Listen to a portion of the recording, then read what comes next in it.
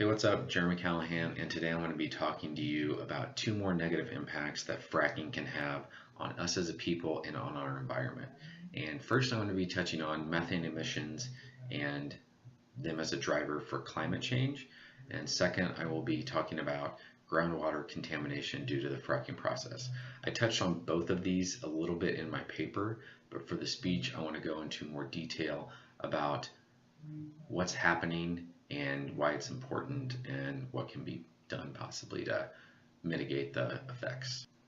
So in 2008, there was a fracking boom in the US, and the main driver of this was lower oil prices and our dependency on foreign oil and gas.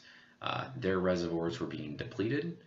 We had all this shale with natural gas and oil trapped inside.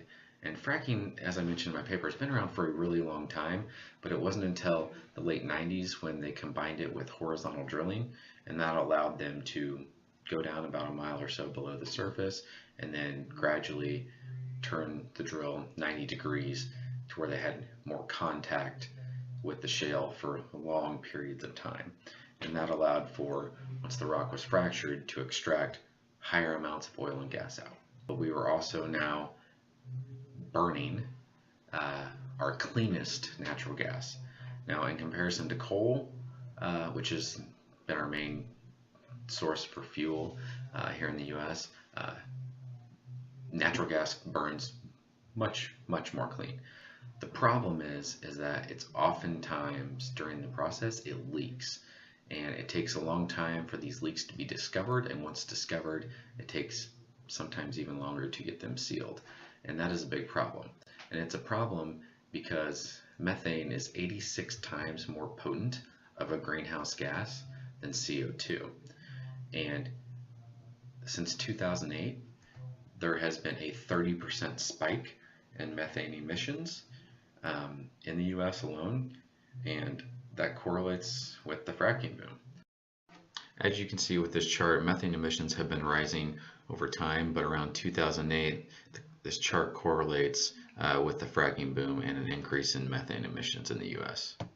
And recently there was a study put out. It was a 2-year study that was co-authored by 20 different institutions, from research universities to government agencies, the private sector. And they did this 2-year study on fracking sites on the Barnett Shale region, which is one of the biggest oil and gas producers in the US, is the Barnett Shale.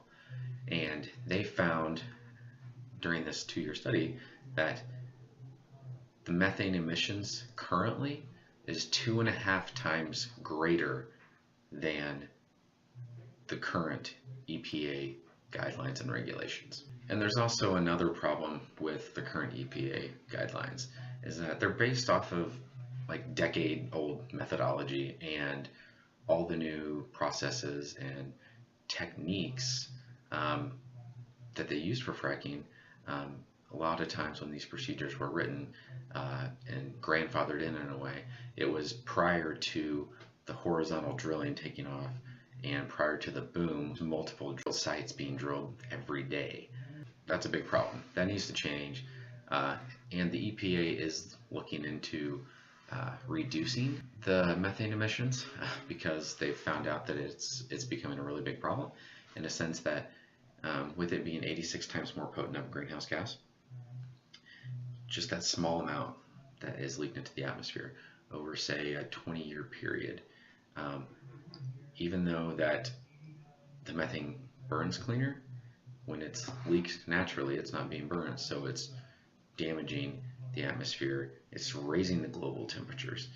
And due to these recent findings and more common leaks, in 2012, the Obama administration and the EPA put out new guidelines and regulations to cut methane emissions by up to 45% below the 2012 levels, because if they didn't do that, then they would do it off, the 2025 levels. They've said by 2025 you have to do this, but you got to cut it 45%. Well, by that time the levels could be a lot higher. So they want it based off the 2012 emission levels and then cut it by 45%. And if we don't reduce these methane emissions, our planet will warm a lot quicker because the methane emissions and the CO2 emissions together will raise that temperature a lot quicker than what is currently set. But I think they don't want the Celsius to raise by 3 degrees by 2040. I think it's 2040. But at the current rate that we're going, if the methane and the CO2 both are not cut down, then we could hit that by 2025. A 3 degrees Celsius increase in temperature, which doesn't sound like a lot, but that's huge.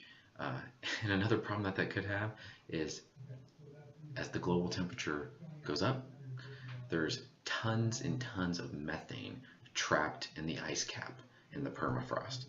If that starts to melt, we can have a catastrophic event of tons of methane released into the atmosphere all at once. And who knows what impact that could have on the planet.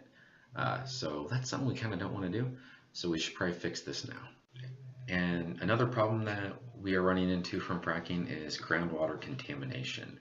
As I mentioned in my paper, there was a recent study done by the University of Duke, and they tested over 60 different water sources in and around fracking sites and found that the majority of them had chemicals in them that are harmful to human consumption. So what many believe is happening during the fracking process or the wastewater disposal process that is contaminating our groundwater sources is as the fracking drill is drilled below the ground, it goes down, it goes through our aquifers, our groundwater, down under the bedrock, into the shale, and they fracture it. When it fractures, it sends the cracks all up or down.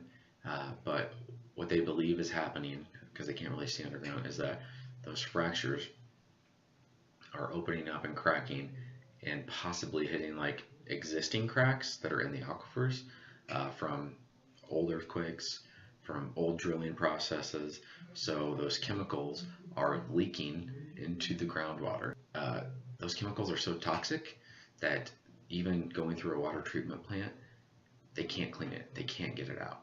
So then that is a lot of water that we depend on, and as everybody knows, our water sources, it's not something that's always going to be there. And another huge problem with the groundwater contamination is that a lot of the chemicals that are used in fracking, we don't even know what they are. There's over 700 different chemicals that can be used in the fracking process, but companies don't list what those chemicals are because they say it's a proprietary blend and they don't want to give an advantage or lose their competitive advantage to anybody else. So that makes it much more difficult for the EPA, for example, to put guidelines and regulations in on what they can and can't use during the fracturing process to fracture the rock. So in closing, we just need to be more environmentally responsible as a people.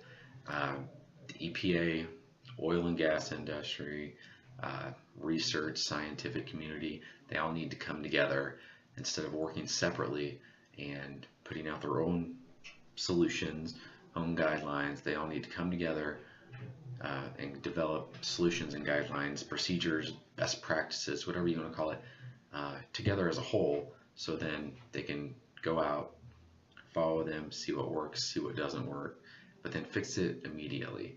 The EPA has these guidelines now, but they're based off of, decade-old research that has not a lot of correlation with the practices and procedures of today. And that's why we're having a lot of problems. So everybody just needs to work together and come up with a common ground that works for everybody, but most importantly, protects the people and protects the environment. I'm out.